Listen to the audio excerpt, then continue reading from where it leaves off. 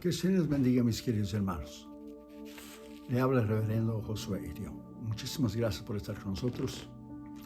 Mi esposa Damaris y mi persona deseamos agradecerles de corazón por su amabilidad en estar con nosotros. Muchas gracias por tomar de su valioso tiempo y escuchar la palabra de Dios juntamente con su familia en esta oportunidad. Por favor, abra su Biblia, la palabra de Dios, en 1 Juan capítulo 5, versículo 7. Ese mensaje se llama el Espíritu Santo y la Trinidad. Muy importante estudiar, saber, conocer las doctrinas básicas de la tercera persona de la Trinidad, el Espíritu Santo.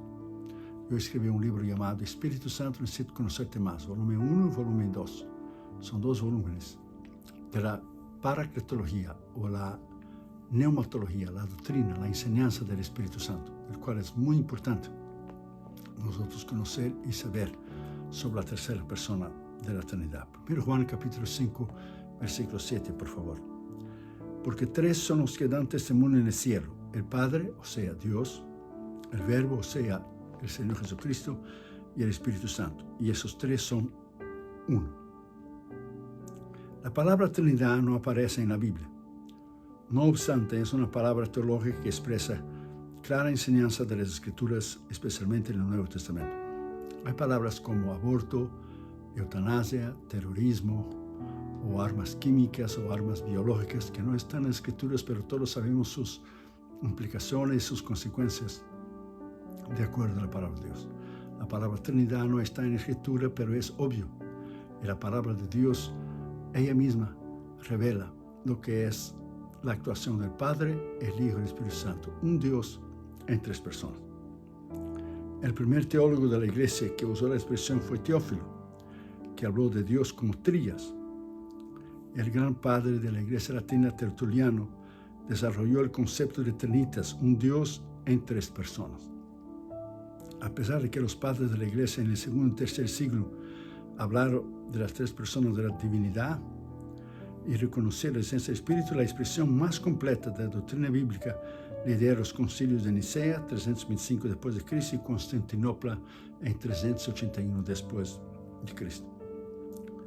Deuteronomio 6:4 nos dice: Oye Israel, Jehová nuestro Dios, Jehová uno es. La palabra uno aquí en hebreo es echad, con e, que quiere decir una unidad colectiva o corporativa, o sea, pluralística. Lo opuesto de una unidad solitaria. Por ejemplo, un racimo de uvas en comparación a una uva. Por ejemplo, en Gálatas capítulo 5, versículo 22, Pablo habla del fruto del Espíritu Santo. Es un fruto, pero tiene 9 demostraciones. Está amor, gozo, paz, templanza, dominio propio, pero es un fruto, pero tiene 9 demostraciones. Por lo tanto, es un Dios en 3 personas, así como el agua es un elemento en 3 estados: sólido, líquido y gaseoso. Uno, una unidad, echad con e, viene de la raíz achat con a en hebreo, que es juntar, unificar, unir los pensamientos. Echad con e significa lo mismo que uno en español, tanto en el sentido estrecho, uno y solo uno, como en Eclesiastés 9:18, un pecador destruye mucho bien, y como el más amplio de los sentidos, uno compuesto de muchos, como en Génesis 2:24, donde una mujer y un hombre se convierten en una sola carne. Deuteronomio 6:4-6, el texto más importante: Jehová es uno. En el Antiguo Testamento, la famosa Shema, que Jesús lo llamó el más grande mandamiento en la Biblia, y aún hoy se mantiene como la principal confesión de fe para los judíos. La verdad fundamental para la redención del mundo es que hay un solo Dios que cree y redime. Pero cuando llegamos al Nuevo Testamento se manifiesta y es expuesto como Dios, el Padre, el Hijo y el Espíritu Santo. Compárase la unidad de Dios con la unidad del ser humano, hecho a su imagen y semejanza. Así como Dios es trino, el hombre también se compone de alma, cuerpo y espíritu. 1 Tesalonicenses 5:23. El ser humano no es 3 seres, sino es un solo ser, con elementos físicos, espirituales y emocionales, cuerpo, alma y espíritu. La Trinidad es la misma. Padre, Hijo y Espíritu Santo es lo mismo. Un Dios en tres personas, Padre, Hijo y Espíritu Santo, son uno mismo en operaciones diferentes como personas, un Dios en tres personas, no una persona en tres manifestaciones. En el Antiguo Testamento, la creencia de Dios en el mundo del Mediterráneo, o sea, la creencia monoteísta, la creencia en un solo Dios, era exclusiva a la nación de Israel. La fe del pueblo judío está en la famosa Shema que acabamos de mencionar, la famosa porción de la Escritura, Deuteronomio 6:4, que ya hemos leído la palabra de Dios, que es Jehová uno es. Oye, oh Israel, Jehová nuestro Dios uno es. Deuteronomio 6:4. Reiteradamente la enseñanza de la ley y las declaraciones de los profetas de Dios confirman esa verdad de absoluta. En el Nuevo Testamento la Iglesia continúa la enseñanza de las Escrituras hebreas, al igual que la enseñanza en Jesucristo, que hay un solo Dios, como dice en 1 Corintios 8:6, Efesios 4:6 y 1 Mateo 2:5. Esas escrituras fue necesario escribirse para combatir el contraste del politeísmo, o sea, las creencias de más de un Dios, que estaba principalmente en Grecia, Roma y Egipto. Politeísmo, que creía en más de un Dios. Estaba esa creencia desenfrenada y penetraba en todo el mundo griego-romano, con su multitud de dioses, incluyendo el culto al emperador como Dios en la segunda parte del primer siglo. Presta atención.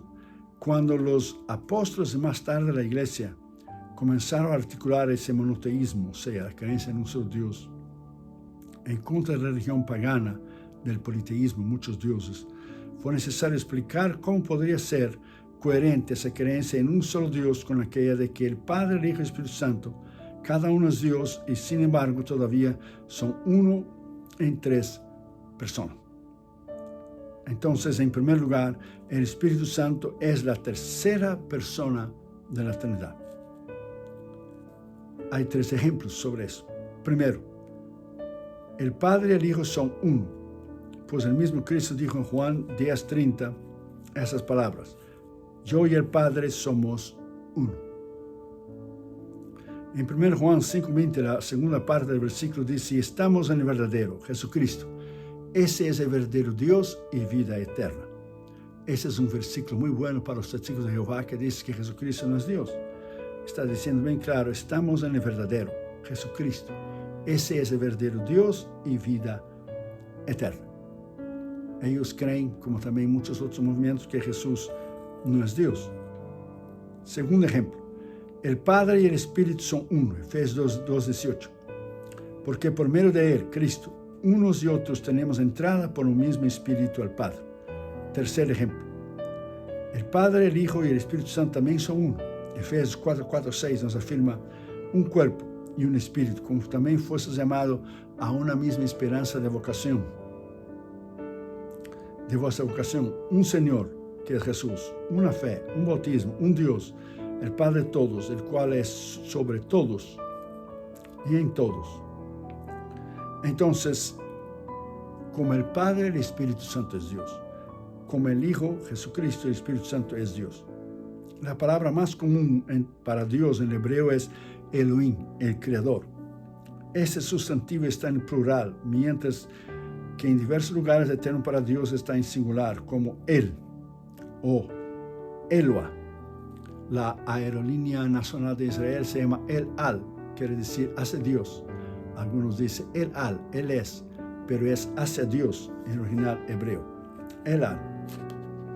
A pesar de la palabra en plural para Dios, la verdadera fe judía era fuertemente monoteísta, o sea, creía en un solo Dios.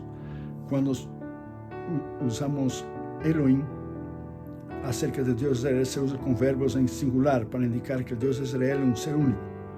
El plural permite la expresión de la pluralidad para Dios, como se revela después del Nuevo Testamento, Padre, Hijo y Espíritu Santo.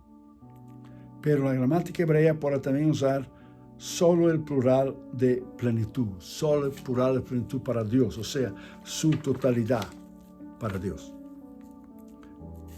Entonces, en segundo lugar, el Espíritu Santo actúa juntamente con el Padre y el Hijo.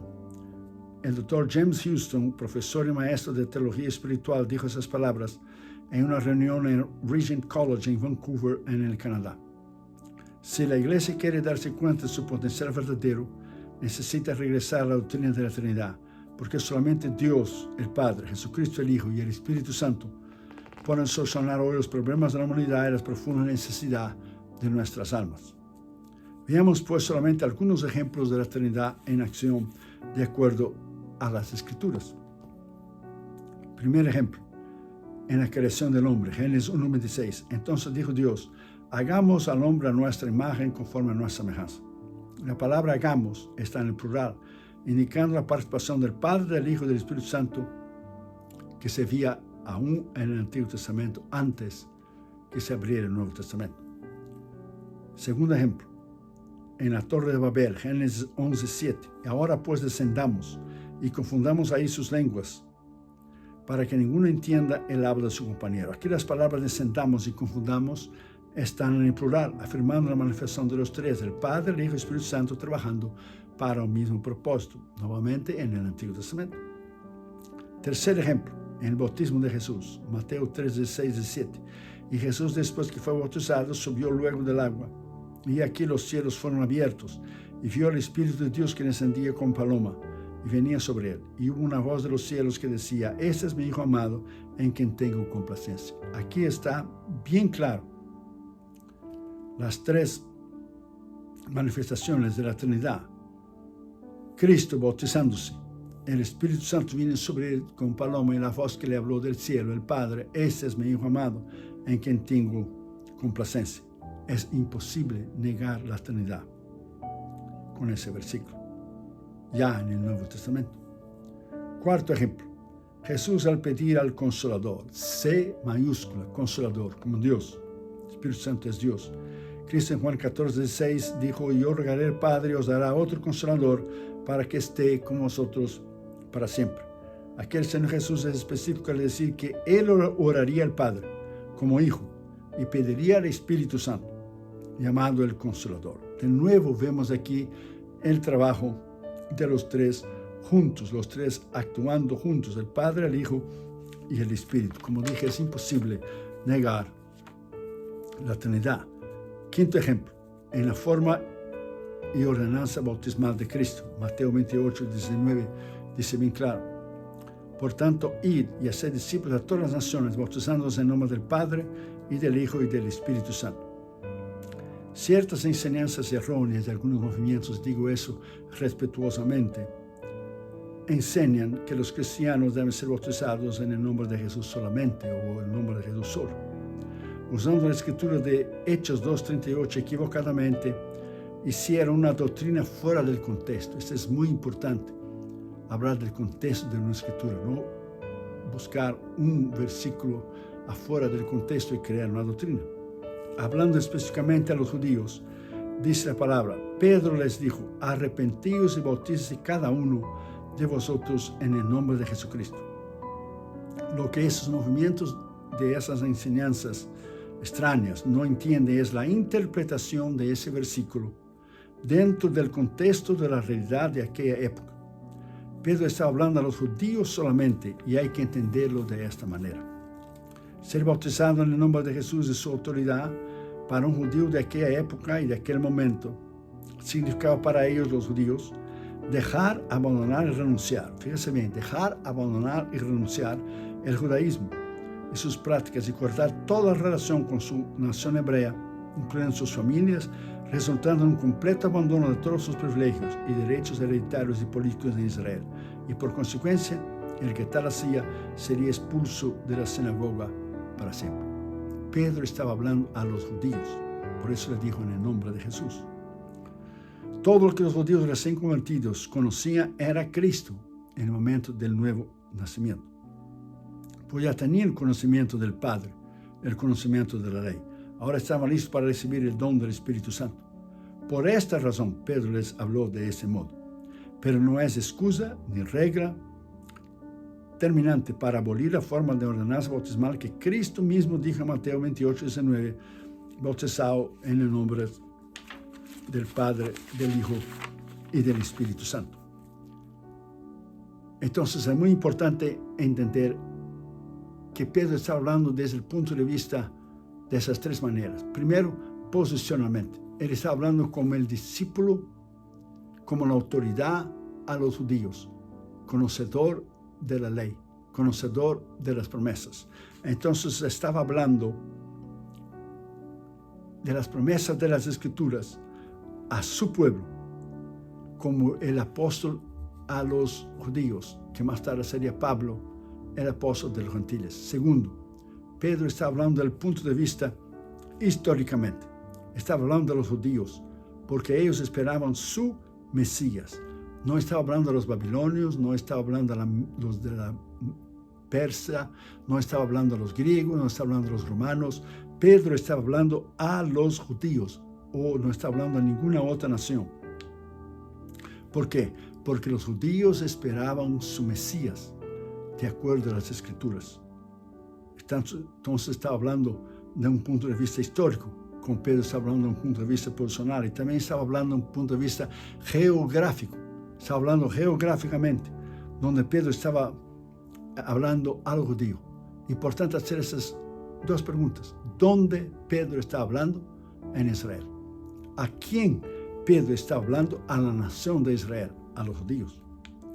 Y la prueba que Pedro estaba hablando a los judíos está en el versículo siguiente, dentro del contexto. Hechos 2:39, porque para vosotros es la promesa y para vuestros hijos. Hablando a Israel. Eso contesta la pregunta de aquellos que niegan la Trinidad y preguntan del por qué Pedro y los apóstoles dijeron a la gente que fueron bautizados en el nombre de Jesús solamente. Cuando se usa un versículo, presta atención, fuera del contexto, es buscar un pretexto para crear una nueva religión o crear una nueva doctrina o crear una nueva forma teológica de ver las cosas en la Escritura. Entonces es muy importante ver los versículos dentro del contexto para no crear una nueva y diferente doctrina. Y ahí están aquellos los que hoy debaten, argumentan o discuten con los demás para afirmar sus opiniones. Los que son a favor de la Trinidad y los que son en contra de la Trinidad. Muchos de ellos, principalmente los contra la Trinidad, son contenciosos, rencillosos. Pablo dijo para no debatir en 2 Timoteo 2:6, evite las palabrerías vacías y profanas, porque los dados a ellas conducirán más y más a la impiedad. Los que son dados a ellas, decía Pablo, son aquellos que hoy debaten, discuten y argumentan sobre el hecho de la Trinidad, para ganar un punto de vista, para ganar una opinión. No debemos hacerlo. ¿Por qué? Porque Pablo nuevamente, dentro del contexto, 8 versículos después, dijo en 2 Timoteo 2:24, porque el siervo del Señor no debe ser contencioso, no debe ser peleonero, rencilloso, sino amable con todos. No debe ser pendenciero, no debatir, no argumentar, no discutir, no reñir. Entonces es muy importante entender la palabra de Dios, que nosotros no somos llamados a debatir nuestros puntos de vista, sino a afirmar por la Escritura, con amabilidad, con respeto y dignidad. Entonces, es muy importante saber por qué Pedro habló ser bautizado en el nombre de Jesús, porque le hablaba a los judíos, no a los extranjeros. Sexto ejemplo de que la Trinidad está en las Escrituras, en el discurso de Pedro en el día del Pentecostés. Hechos 2:32-33. A este Jesús resucitó Dios, del cual todos nosotros somos testigos.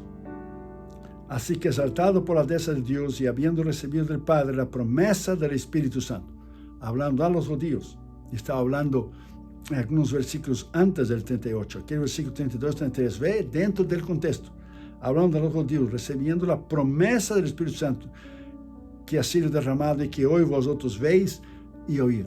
Dentro del contexto, a los judíos, a Israel, en aquel momento. Otra vez aquí vemos la unidad de la Trinidad trabajando juntos para un mismo propósito.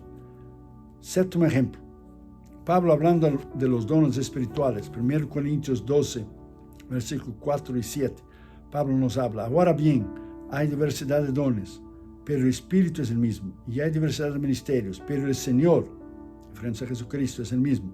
Y hay diversas operaciones, pero Dios es el que hace todas las cosas en todos.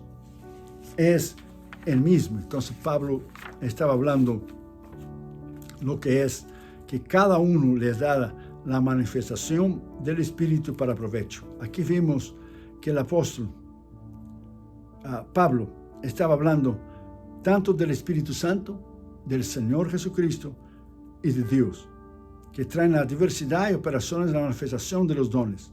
Vemos una vez más los tres actuando juntos. Octavo ejemplo, en la bendición apostólica de Pablo, en 2 Corintios 13 y 14, la gracia del Señor Jesucristo y el amor de Dios y la comunión del Espíritu Santo sea con nosotros. Nuevamente aquí vemos lo que es la unidad de la Trinidad trabajando juntos, de acuerdo a la salud de Pablo. Noveno ejemplo, el apóstol Pedro hablando a los expatriados elegidos. 1 Pedro 1:2. Elegidos según la presciencia, que es el conocimiento de las cosas futuras, que solamente Dios lo puede tener. Elegidos según la presciencia de Dios Padre en santificación del Espíritu, para obedecer y ser rociados por la sangre de Jesucristo. En el saludo apostólico de Pedro también están los tres juntos. Y décimo ejemplo, el apóstol Juan testifica y confirma el hecho de la Trinidad en 1 Juan 5:7, que fue nuestro versículo de texto. Porque tres son los que dan testimonio en el cielo: el Padre, o sea, Dios; el Verbo, o sea, Jesucristo; el Hijo y el Espíritu Santo. Esos tres son uno. Aquí está la escritura más contundente sobre el hecho de la Trinidad. Pues negar la enseñanza de la Trinidad es negar la esencia de las escrituras mismas y dar lugar a todo tipo de interpretación errónea, equivocada y sin fundamento bíblico en las escrituras. Está bien claro, porque tres son los que dan testimonio en el cielo: el Padre, el Verbo y el Espíritu Santo. Y los tres son uno. Negar la Trinidad es negar las escrituras. Por lo tanto, podríamos decir, según los versículos citados arriba, que Dios Padre es el operador, el Señor Jesús es el administrador y el Espíritu Santo es el demostrador. Igualmente podemos decir que Dios Padre es la fuente, el Señor Jesús es el dador de la fuente, el Espíritu Santo es el poder de la fuente. También podemos decir que Dios es el poder ejecutivo, pues Él ejecutó la obra de la creación. El Hijo es el poder judicial, pues la Biblia dice que el juicio Dios entregó al Hijo. Y el Espíritu Santo es el poder legislativo, pues Él escribió en nuestros corazones las leyes divinas inspiradas por el Espíritu Santo. Hay dos preguntas que prueban realmente que la Trinidad son diferentes personas, un Dios en tres personas, y que realmente actúa en tres maneras. Como dije anteriormente, es como el agua, un elemento, pero en tres manifestaciones: sólido, líquido y gaseoso. Un Dios en tres personas. Primera pregunta: ¿por qué en Isaías 63:10 el Padre es tan protector del Espíritu Santo que se convierte en enemigo de los rebeldes? Dice la palabra: mas ellos fueron rebeldes e hicieron enojar su Santo Espíritu, por lo cual les volvió enemigo, y Él mismo peleó contra ellos. Una prueba contundente del Padre y el Espíritu en cuanto a la Trinidad, porque es imposible negar lo que está escrito. Segunda pregunta: ¿por qué es que Cristo dijo en Mateo 12:31 que Él perdonaría todos los pecados, pero la blasfemia contra el Espíritu Santo jamás sería perdonada? Dice la Escritura: por lo tanto os digo que todo pecado y blasfemia será perdonado a los hombres, mas la blasfemia contra el Espíritu Santo no será perdonada. Tuvimos la dispensación de Dios en el Antiguo Testamento, la dispensación de Jesús en el Nuevo Testamento. Cuando Jesús subió al cielo, entonces envió 40 días después el bautismo del Espíritu Santo. Ahora estamos en la dispensación del Espíritu Santo. Dios no tiene nada más que enviar. Vino el Padre, el Hijo y el Espíritu. El que peca contra el Espíritu Santo ya no tiene perdón. El que blasfema contra el Espíritu Santo. Pero es muy raro una persona, rarísimo, pecar y blasfemar contra el Espíritu Santo. Entonces, esas dos preguntas nos prueban que tanto el Padre, el Hijo y el Espíritu Santo son tres personas diferentes, actuando de distintas formas, maneras y propósitos según la necesidad del momento en el corazón de cada persona. pero en unidad de pensamiento, conjunto para un mismo propósito, salvación y restauración de los hombres. Los tres trabajan juntos, Padre, Hijo y Espíritu Santo. Una vez, Chattanooga, el guardia personal de Luis XV, observaba con mucho interés a un niño de unos 8 años de edad que estaba contestando las preguntas de un obispo elegantemente. Y Chattanooga no creía en Dios, era ateo. Y Chattanooga, queriendo confundir al niño, le dijo: niño, yo le daré una naranja para que usted me diga dónde está Dios. Y el niño sabiamente le contestó y le dijo: Señor Chattanooga, yo le daré 2 naranjas para que usted me diga y dónde no está Dios. Dios está en todo el universo. Las pruebas de la Trinidad son contundentes, innegables. La Trinidad, el Padre, el Hijo y el Espíritu Santo, llena todas las dimensiones de los niveles conocidos y no conocidos por el hombre, sea la esfera física, material o espiritual. Su conocimiento, poder, autoridad y profundidad de la Trinidad, del Padre, Hijo y Espíritu Santo, es inalcanzable e inimaginable, más allá de nuestro entendimiento, como expresa Job 36:26, cuando dijo: he aquí, Dios es grande y nosotros no le conocemos, ni se puede seguir la huella de sus años. Está escrito en el libro de Job. Por eso es que necesitamos conocer más del Espíritu Santo, de su manifestación, obra y operación de la Trinidad. En mi libro Espíritu Santo, necesito conocerte más, volumen 1 y volumen 2, yo hablo sobre la profundidad del Espíritu Santo, la tercera persona de la Trinidad. Por lo tanto, tenemos que escudriñar, estudiar, leer, averiguar, buscar, saber, conocer lo que es la tercera persona de la Trinidad, lo que es el Espíritu Santo. Vamos a orar. Pero antes de orar, por favor, medite en lo que Dios le ha hablado. Muy importante, sobre la tercera persona de la Trinidad. Tener comunión con Dios en oración, en el ayuno. Es el Espíritu Santo llamado Consolador, el que nos ayuda, nos sostiene en momentos de pruebas, luchas y tribulaciones.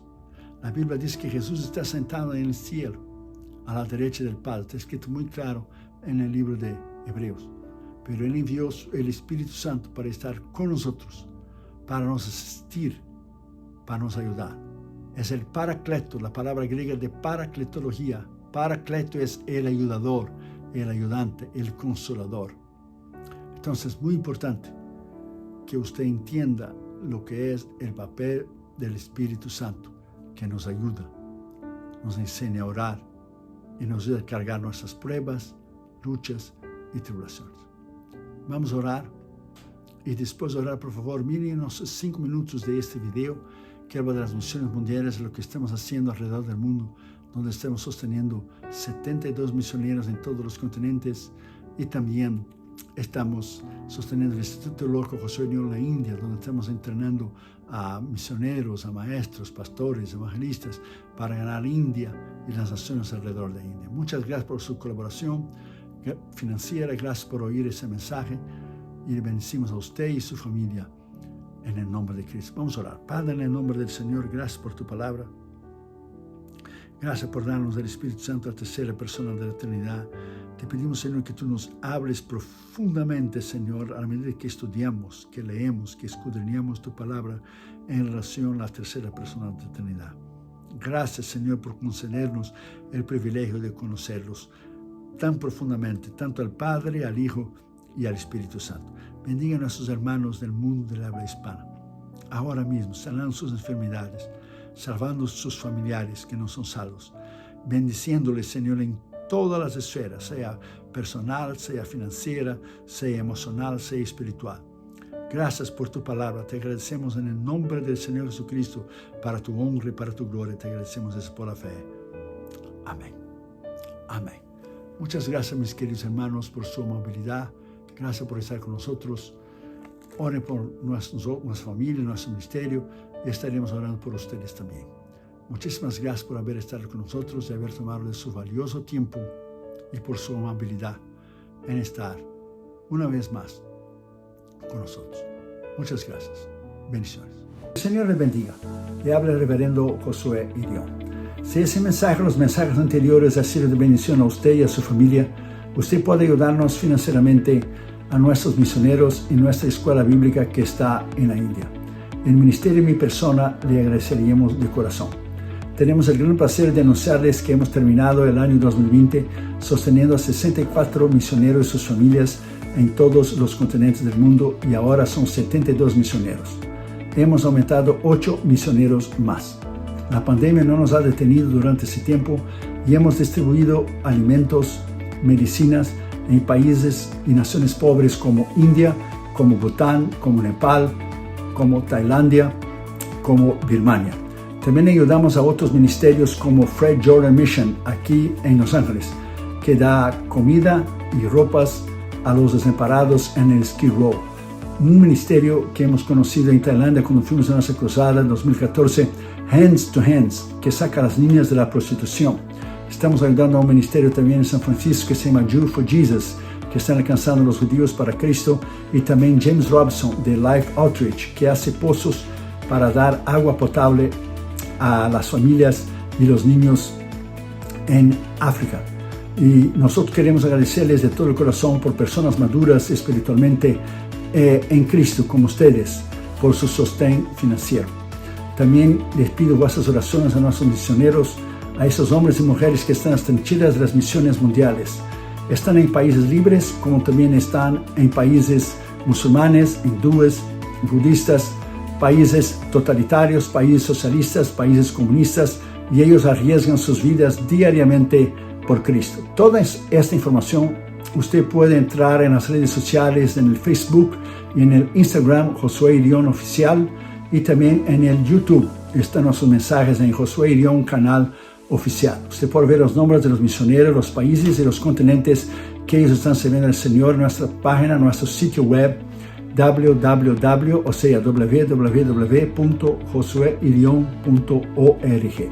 Muchas gracias por ayudarnos financieramente en nuestro Instituto Bíblico en la India y también lo que es los misioneros. El Instituto Bíblico está entrenando a pastores, misioneros y maestros que están alcanzando Asia para Cristo. La Biblia dice en Lucas 6:38, Jesús lo dijo: dad y se os dará. Usted también puede ayudar a nuestro ministerio ayudando a adquirirnos, por favor, nuestro material, nuestros libros, nuestros DVDs y CDs. Tenemos 15 libros para que usted pueda disfrutar nuevamente con su familia. Y este año saldrá el nuevo libro de mi esposa 2021 que se llamará Refugiados en la Esperanza. Es un devocional de 365 páginas para que usted pueda leer una al día y ser edificado y crecer y madurar en Cristo. Usted puede ayudar a nuestro ministerio de 3 maneras, si Dios pone en su corazón, por supuesto. La primera, usted puede entrar a nuestra página de la internet, nuestro sitio web, y usted puede allí ver los nombres, los países y los continentes que los 72 misioneros están sirviendo al Señor ahora en el año del 2021. Usted puede en cualquier parte del mundo donar una vez o suscribirse para donar automáticamente cada mes. Y usted tendrá todo el control. Usted va a crear su propio profile. Usted puede crear lo que es su propio archivo para poner toda la información que usted necesita. Usted tendrá todo el control de su donación. O sea, usted puede poner su donación, usted puede aumentar, usted puede disminuir, usted puede dejar lo mismo, usted puede quitar. Y es muy fácil, la página está en español.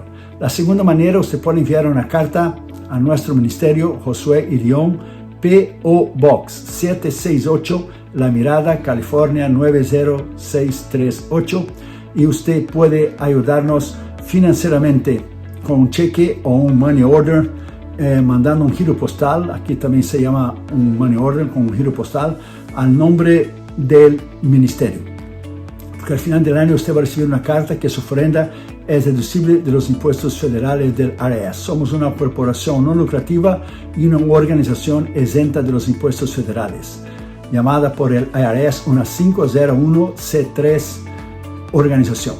Entonces usted puede ayudarnos, y cuando usted dona al ministerio, usted puede deducir de los impuestos federales. Y la tercera y la última manera que usted puede donar a nuestro ministerio es llamarnos con su teléfono.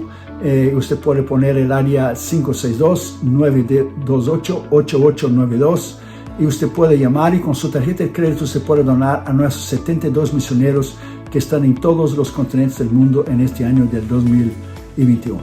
Que el Señor le bendiga. Muchísimas gracias por su colaboración a nuestro ministerio, que es sostenido completamente por ofrendas voluntarias de hermanos, colaboradores y sembradores que aman la obra de Dios, las misiones y la salvación de las almas como usted. Usted es una parte muy importante de este ministerio.